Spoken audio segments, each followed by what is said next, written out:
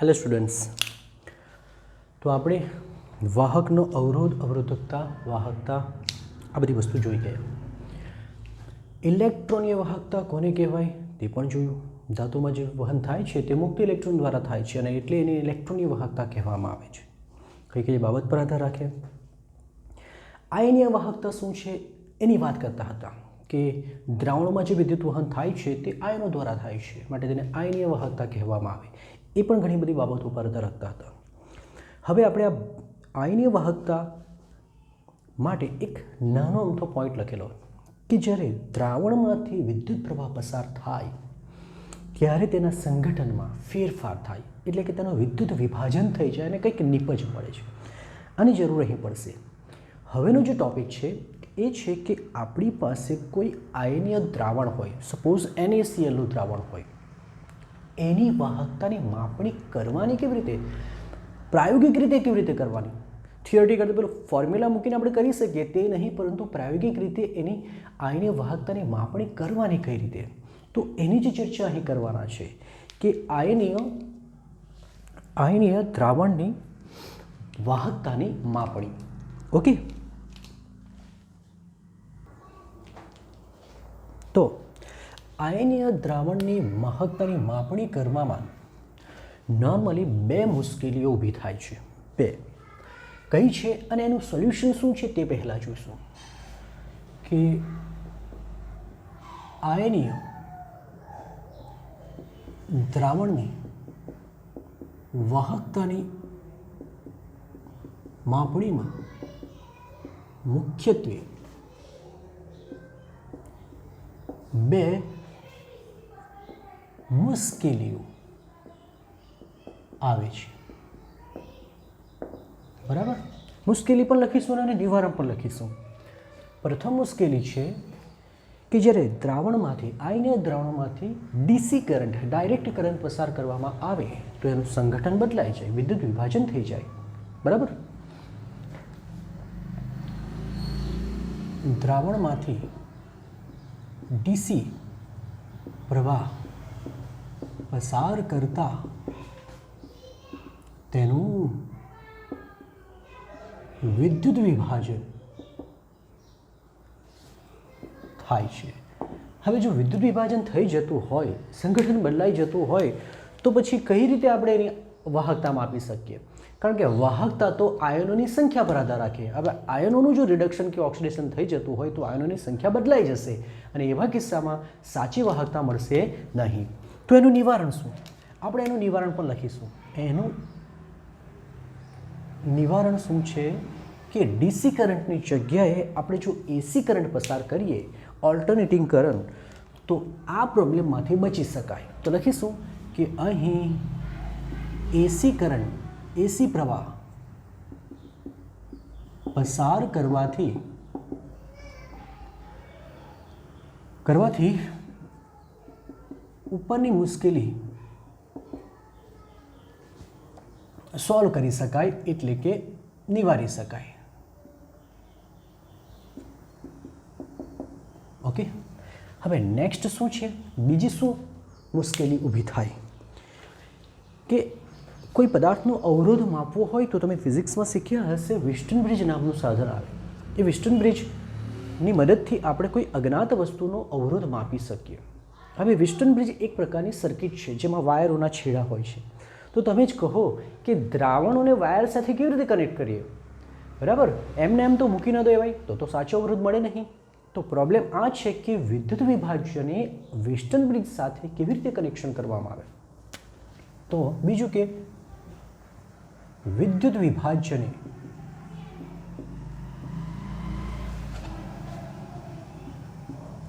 વિસ્ટન bridge સાથે જોડી શકાતા, ડાયરેક્ટ એટલે કે સીધા જોડી શકાતા નથી, સાથે વિસ્ટન બ્રિજ સાથે સીધા જોડી શકાતા નથી. હવે એનું નિવારણ શું? એનું નિવારણ શું છે કે એના માટે આપણે એક સ્પેશિયલ કોષ બનાવીશું જેને વાહકતા કોષ કહેવામાં આવે. અને વાહકતા કોષમાં આપણે જેનો અવરોધ માપવો છે તેનું દ્રાવણ ભરીશું. એટલે એકચ્યુઅલી આપણે તેની જ ચર્ચા કરવાના છે. તો વિશિષ્ટ પ્રકારના વાહકતા કોષ વડે ઉપરની મુશ્કેલી શું કરી શકાય? નિવારી શકાય. ક્લિયર? ચાલો, તો શું છે વાહકતા કોષ અને કઈ રીતે કોઈ અજ્ઞાત દ્રાવણની વાહકતા માપી શકાય તેની ચર્ચા કરીશું. આ એક લાંબી થિયરી છે, બરાબર? ચલો જુઓ. વાહકતા કોષ એક સામાન્ય કાચની નળીમાંથી બનાવેલો કોષ જ હોય છે. એમાં કોઈ વિશિષ્ટ વસ્તુ હોતો નથી. વિશિષ્ટતા એ છે કે અહીં જે પ્લેટિનમના વિદ્યુત ધ્રુવો મૂકેલા હોય છે, પ્લેટિનમના વિદ્યુત ધ્રુવો, આ બે પ્લેટિનમના વિદ્યુત ધ્રુવો વચ્ચેનું અંતર ફિક્સ હોય છે. એ અંતર L હોય છે. ઠીક છે? આ વિદ્યુત ધ્રુવોને બહાર, બરાબર, આ રીતે બીજા વિસ્ટન બ્રિજ સાથે કે એવા બીજા ઇલેક્ટ્રોનિક પરિપથ સાથે જોડવા માટે અહીં એક બહાર નળી રાખેલી હોય છે. તો આના દ્વારા આપણે શું કરી શકીએ? એને બહાર કનેક્શન આપી શકીએ. રાઈટ? ઓકે. અને મેઇન મુદ્દો છે કે આ જે વિદ્યુત ધ્રુવો છે એના આડછેદનું ક્ષેત્રફળ પણ ફિક્સ હોય છે. અને એ કેટલું હોય છે? એ કહેવાનો મતલબ એ થઈ ગયો કે બે વિદ્યુત ધ્રુવોના આડછેદનું ક્ષેત્રફળ એ છે અને તેમની વચ્ચે જે અંતર છે એ અંતર કેટલું છે? L જેટલું છે. હવે જો વાહકની લંબાઈ L હોય, જો તેના આડછેદનું ક્ષેત્રફળ એ હોય, તો વાહકનો અવરોધ શું હોય છે? બોલો જો. અવરોધ માટે શું શીખેલા છે? અવરોધ, બરાબર, શું હોય છે? R બરાબર તો રો L/A. યાદ કરો. આપણે આમાં એવું દ્રાવણ ભરેલું છે કે જેની વાહકતા આપણે શું કરવાની છે? માપવાની છે. કોઈ બી હોઈ શકે. સપોઝ એ હોઈ શકે NaCl, રાઈટ? એની વાહકતા આપણે, મતલબ કે વિદ્યુત વિભાજ્ય જેની વાહકતા આપણી શું કરવાની છે? આપણે માપણી કરવાની છે. જો આયનીય દ્રાવણની વાહકતાની માપણી કરવાની છે. ચાલો, બરાબર. હવે આના પરથી તો શું લખી શકાય? રો શું છે? અવરોધકતા. અને જે રીતે વાહકતા કેપિટલ K નહીં પણ કપ્પા એકચ્યુઅલી 1/ρ હોય, તો પછી રોની જગ્યાએ 1/K લખી શકાય ને? રાઈટ ને? L/A. K ઉપર જશે ને R નીચે આવશે, એટલે કે કપ્પા ઉપર જશે અને R નીચે આવશે, તો R બનશે 1/R અને આ બનવાના L/A. ચલો બોલો. આ સમીકરણમાં આવેલા પદો શું દર્શાવે છે? જેમ કે આ તો આપણી કઈ છે? વિશિષ્ટ વાહકતા, જે આપણે માપવાની છે. આપણે આ જ માપવા તો આવ્યા છે. આ છે વિશિષ્ટ વાહકતા. R તો બધાને જ ખબર છે. R શું છે? R અવરોધ છે. આ શું છે? આ શું છે? આ છે કોષ અચળાંક. તો એનો મતલબ એ થઈ ગયો કે જો મારે આ દ્રાવણના માટે કપ્પા એટલે કે વિશિષ્ટ વાહકતા જોઈતી હોય, તો પ્રથમ મારે આ દ્રાવણનો અવરોધ અને બીજું કોષ અચળાંકનું મૂલ્ય મને ખબર હોવું જોઈએ. કોષ અચળાંકનું મૂલ્ય, બરાબર, આ ખબર હોવું જોઈએ ને આ ખબર હોવું જોઈએ. તો હવે શું કરીશું? બોલો. પ્રથમ આપણે કોષ અચળાંક માપીશું.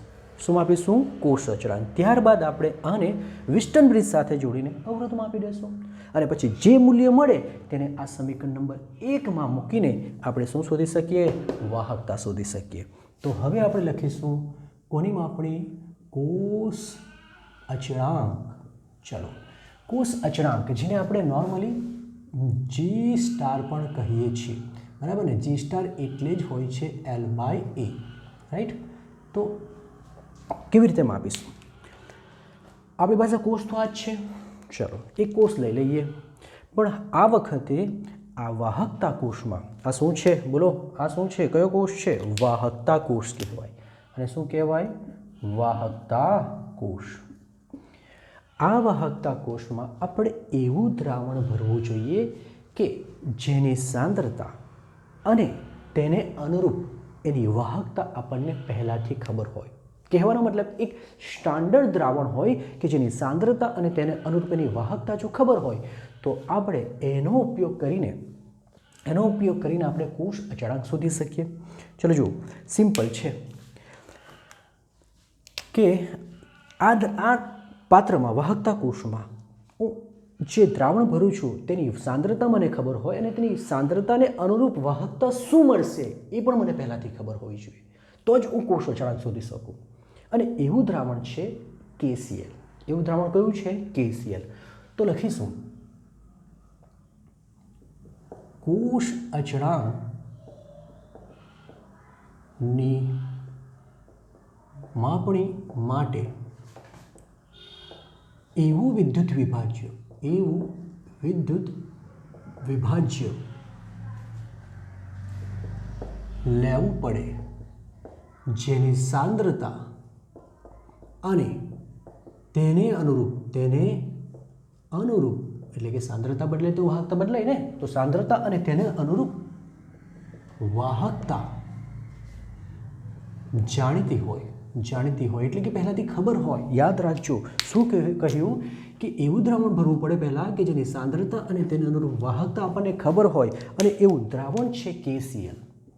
આ માટે KCl નું દ્રાવણ લેવામાં આવે છે. ઓકે, હવે KCl નું દ્રાવણ આમાં ભરવાનું, સાંદ્રતા ખબર હોય, વાહકતા ખબર હોય, તો પછી આપણી પાસે સૂત્ર શું છે? બરાબર.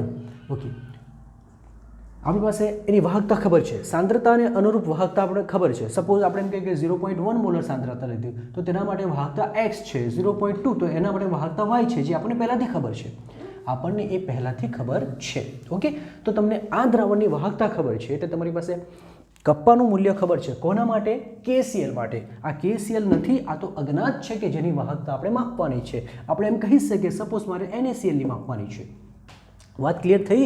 આપણે શું કરતા છે હાલમાં? કોષ અચળાંક શોધીએ, કારણ કે કોષ અચળાંક તો આ પાત્રનો એક જ હોઈ શકે, આના માટે પણ આના માટે પણ. તો આપણે આનો ઉપયોગ એટલે કે KCl નો ઉપયોગ કરીને કોષ અચળાંક શોધવાના છે. હવે આ દ્રાવણ ભરેલા વાહકતા કોષને વિસ્ટન બ્રિજ સાથે જોડી અવરોધ R માપી લેવામાં આવે છે. ચાલો, તો KCl ના દ્રાવણ માટે આપણી પાસે કઈ કઈ વસ્તુ અવેલેબલ છે? વાહકતા અવેલેબલ હતી અને હવે આપણે અવરોધ માપી લીધું.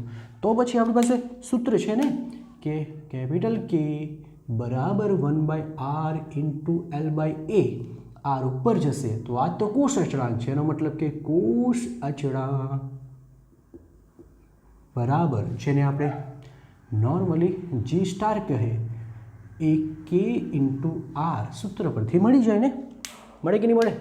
કે તો જો KCl ની દ્રાવણ માટે સાંદ્રતા અને વાહકતા ખબર હોય એટલે કપ્પા પહેલાથી જ ખબર છે. વિસ્ટન બ્રિજ સાથે જોડીને અવરોધ માપી લીધો તો આ બંનેનો ગુણાકાર કરીને આપણે કોષ અચળાંક મળી જાય, અને આ કોષ અચળાંકની વેલ્યુ આપણે કયા સમીકરણમાં મૂકીશું? સમીકરણ 1માં. ચાલો, તો આ મળી ગઈ. હજુ બાકી શું રહ્યું? અવરોધ. કોનો? આ વિદ્યુત વિભાજન અજ્ઞાત. તો હવે આપણે અજ્ઞાત દ્રાવણનો શું શોધીશું? અવરોધ શોધવાના. ક્લિયર બધાને? અજ્ઞાત દ્રાવણનો શું શોધવાના? અવરોધ શોધવાના. ચલો, એના માટે વિસ્ટન બ્રિજનો ઉપયોગ કરીશું, આને આપણે સીધું જ વિસ્ટન બ્રિજ સાથે જોડી દઈશું. હવે વિસ્ટન બ્રિજ શું છે તે પહેલાં જોઈ લઈએ. વિસ્ટન બ્રિજ એકચ્યુઅલી 4 ભુજાઓનો બનેલું એક ડિવાઇસ છે, જેની સાથે બેટરી કનેક્ટેડ હોય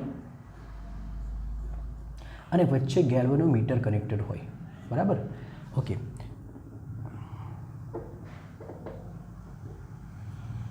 આ ચારે ચાર ભુજાઓમાં અવરોધ હોય છે, ચારે ચાર ભુજાઓમાં અવરોધ હોય છે। આ અવરોધ પર તીર બતાવ્યું છે, એનો મતલબ ચલિત અવરોધ છે। અને હવે સમજો કે આપણો જે આ વાહકતા કોષ છે એને ક્યાં જોઈન્ટ કરવાનો છે? આ વાહકતા કોષને અહીં જોઈન્ટ કરેલો છે। સમજો કે આ આપણો વાહકતા કોષ છે। વાત સમજ પડી બધાને? કેમ કે આપણી પાસે છે ને આ બે છેડાઓ જોડી દીધું। આનો જે અવરોધ હશે તેને આપણે R2 કહીએ, આનો અવરોધને R1 કહેશું, આ અવરોધને R3 કહેશું ને આ અવરોધને R4 કહેશું। તો વિસ્ટન બ્રિજમાં ચાર અવરોધમાંથી R3 અને R4 ફિક્સ હોય, એ ક્યારે બદલાય નહીં। આ અજ્ઞાત હોય જે આપણે માપવું છે, પરંતુ આનું મૂલ્ય ચલિત હોય એ આપણે બદલી શકીએ, બરાબર। તો લખીશું પહેલા કે વિસ્ટન બ્રિજમાં R3 અને R4 સ્થિર અવરોધ છે, બરાબર। R2 અજ્ઞાત છે અને R1 ચલિત અવરોધ છે, એટલે કે R1 ની વેલ્યુ આપણે જાતે પસંદ કરી શકીએ। ઓકે, ચાલો થાય શું? R1 ની એવી વેલ્યુ પસંદ કરવાની, ફિઝિક્સમાં શીખશો તમે, એવી વેલ્યુ પસંદ કરવાની કે જેથી કરી આ જે ગેલ્વેનોમીટર છે એમાં જે સોય હોય છે, સોય ગેલ્વેનોમીટર એ સીધી જ રહે। સીધી રહે મતલબ કોઈ કોણાવર્તન બતાવે નહીં। એનો મતલબ શું થાય કે આમાંથી વહેતો વિદ્યુત પ્રવાહ 0 હોય, અને જ્યારે ગેલ્વેનોમીટરમાંથી વિદ્યુત પ્રવાહનું વહન 0 થાય તો આપણે કહી શકીએ કે આપણો વિસ્ટન બ્રિજ સંતુલન સ્થિતિમાં હોય। યાદ રાખજો। તો લખીશું કે R1 નું મૂલ્ય એવું પસંદ કરવામાં આવે કે જેથી ગેલ્વેનોમીટરમાંથી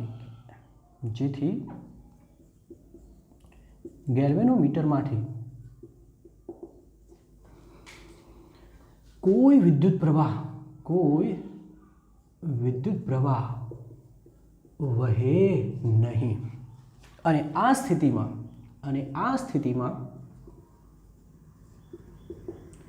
વિસ્ટન બ્રિજ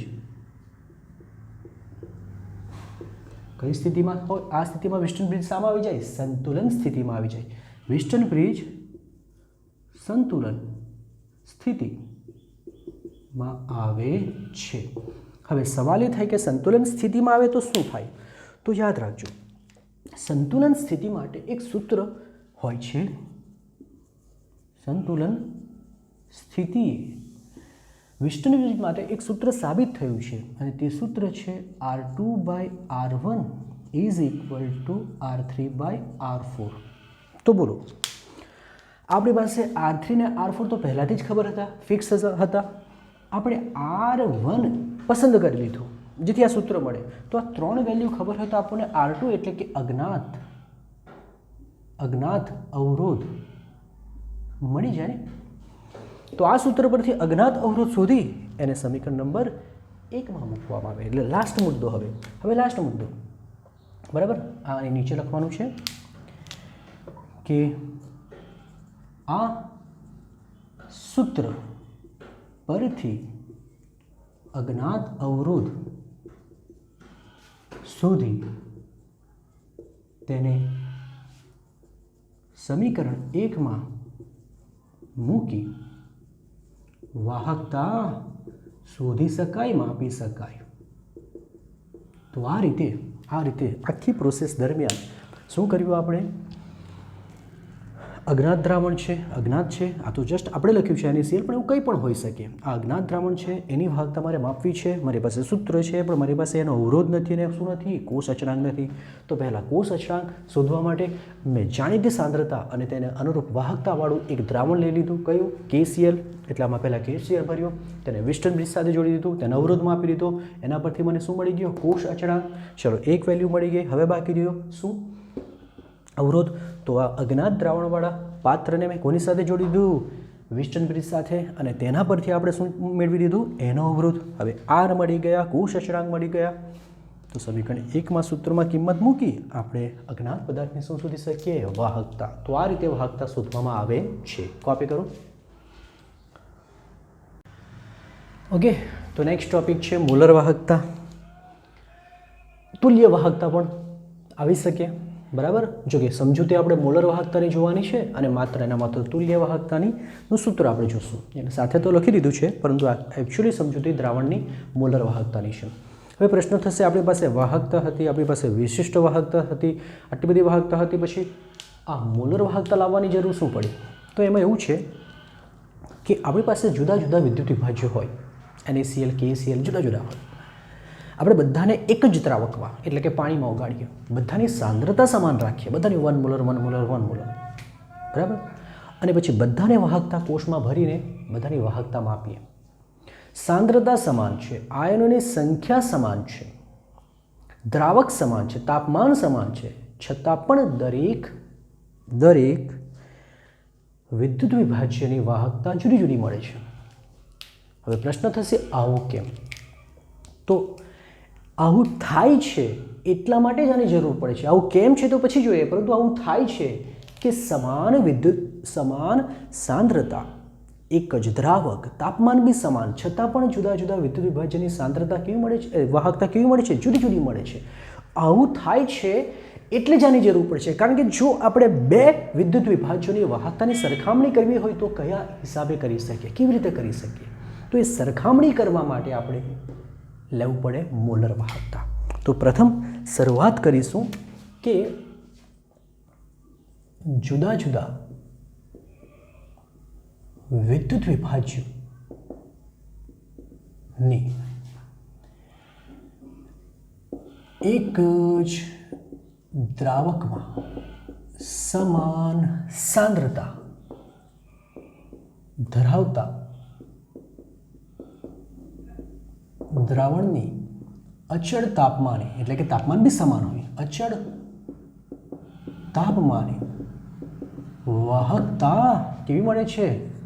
જુદી જુદી મળે છે, જુદી જુદી મળે છે. જો ફરી પાછા વિદ્યુત વિભાજ્યો જુદા જુદા છે. KCl, NaCl, MgCl બધા અલગ અલગ હોય છે, પણ દ્રાવક એક જ છે, સમાન સાંદ્રતા છે અને તાપમાન પણ સમાન છે, છતાં પણ જુદા વાહકતા કેવી મળે છે? જુદી જુદી. હવે આવું થવાનું કારણ શું? તો આમ થવાનું કારણ દરેક આયનનો વીજભાર સમાન ન હોઈ શકે. જેમ કે K+ આવે તો એલ્યુમિનિયમ +3 આવે તો Mg+2 હોઈ શકે. તો વીજભાર એક તો સમાન ન હોય. તમે કહેશો સર K અને Na તો વીજભાર સમાન છે. તમારી વાત સાચી છે, પરંતુ વીજભાર સમાન હોય તો આયનોનું કદ સમાન ન હોઈ શકે. એટલે બે વસ્તુ છે, એક તો આયનોનો વીજભાર જુદો જુદો હોય અને બીજું આયનનું કદ જુદું જુદું હોય, અને કદ જુદું જુદું હોય તો દ્રાવણમાં તેની સ્પીડ એટલે કે મોબિલિટી જુદી જુદી હોય. તો આ બે કારણોના લીધે આ પરિસ્થિતિ ઊભી થાય છે. કારણ આયનનો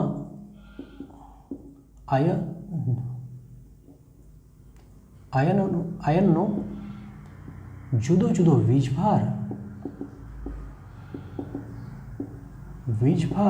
અને જુદું કદ હોય છે. અને એટલે જ વિદ્યુત વિભાજ્યની વાહકતાની સરખામણી કરવા માટે આપણે કોની જરૂર પડે છે? મોલર વાહકતાની. આથી જ દ્રાવણની મોલર વાહકતાની જરૂર પડે છે. ચલો પ્રથમ આપણે ખાલી વાહકતાની વ્યાખ્યા લખીશું, પછી આપણે એને શામાં રૂપાંતર કરી દઈશું?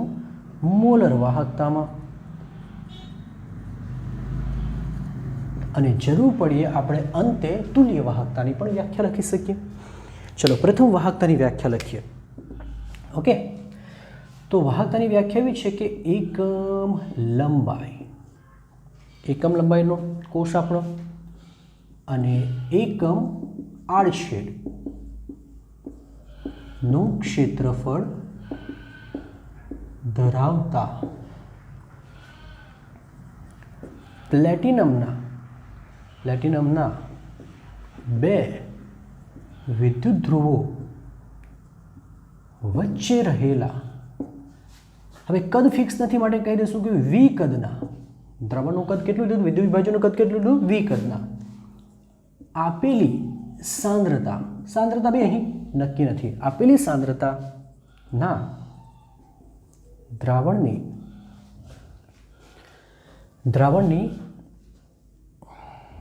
વાહકતા, બરાબર ને, આપેલા દ્રાવણની વાહકતા ને જ તેની વિશિષ્ટ વાહકતા કહે છે, વાહકતાને જ તેની વિશિષ્ટ વાહકતા કહે છે. ફરી કન્ફ્યુઝન થશે, સર તમે તો વાહકતાની વ્યાખ્યા લખતા હતા. અરે હું વાહકતાની વ્યાખ્યા લખું પણ એ તો એકચ્યુઅલી કપ્પા છે ને કપ્પાને જ વિશિષ્ટ વાહકતા કહેવામાં આવે. એના માટે વિશિષ્ટ શબ્દો ન પણ વાપરી શકાય, રાઈટ. તો વિશિષ્ટ વાહકતા કહેવામાં આવે.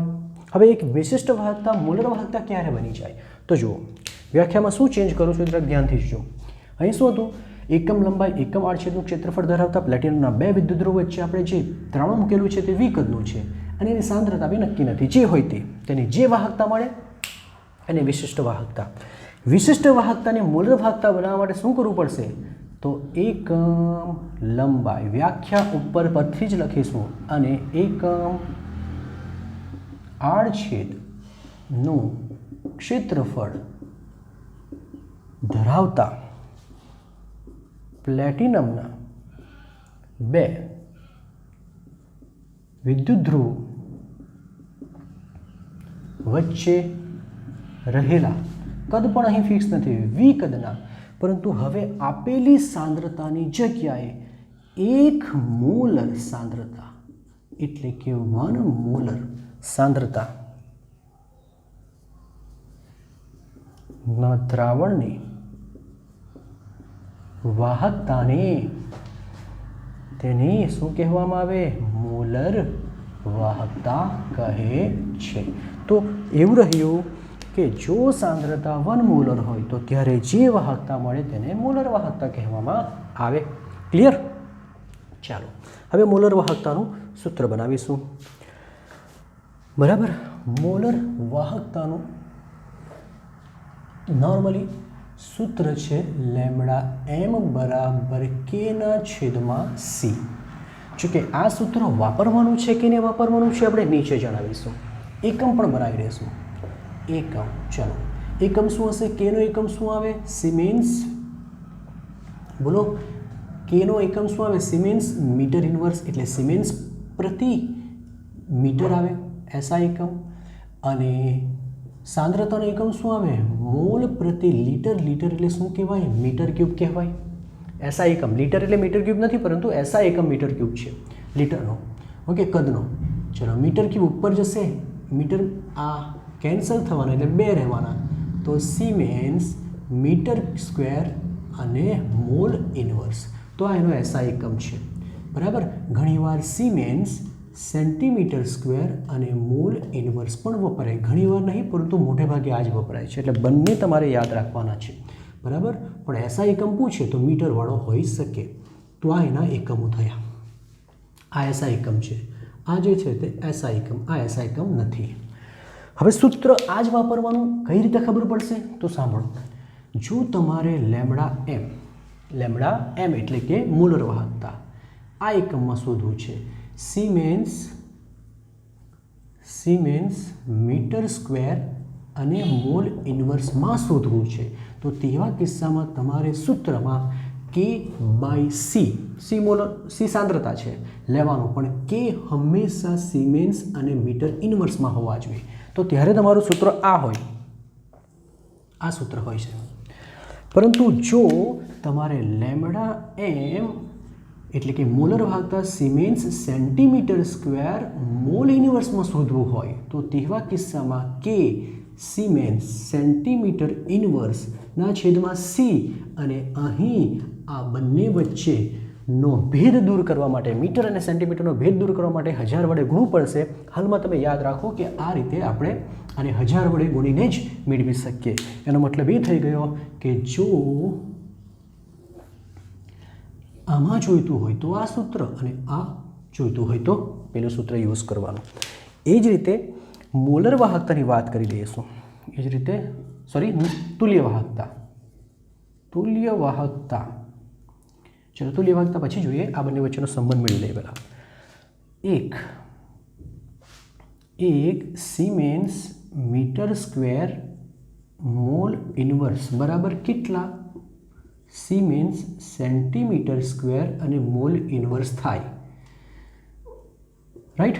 तो 10⁴ याद राखजो, अथवा तो siemens centimetre square mole inverse बराबर 10⁻⁴ सीमेंस मीटर स्क्वेर अने मोल इनवर्स थशे।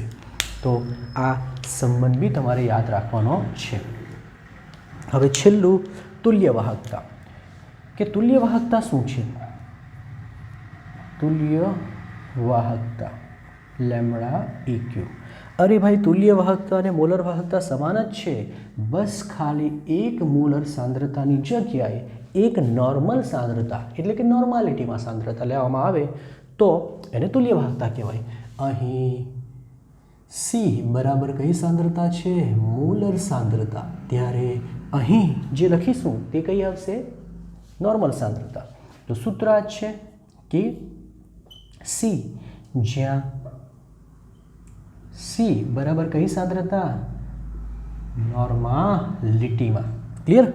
बाकी C में ज आवशे कि जो तमारे siemens meter square mole inverse में शोधवुं होय तो आ सूत्र वापरवानुं, K/C वापरवानुं, परंतु सेंटीमीटर वाळुं होय तो तमारे 1000 वडे गुणवुं पड़े। एटले एक्चुअली आने जो λ/EQ सीमेंस सेंटीमीटर स्क्वेर अने तुल्य एटले के इक्विवेलेंट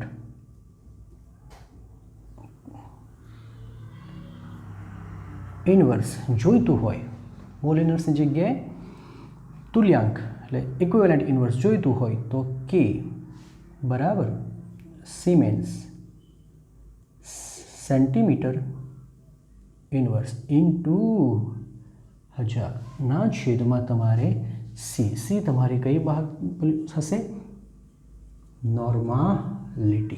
बस आटलुं ज याद राखवानुं छे। एटले आ सूत्र याद राखजो, बाकी जरूर आपणे आनी ज पढ़वानी छे। ओके, चलो कॉपी करो।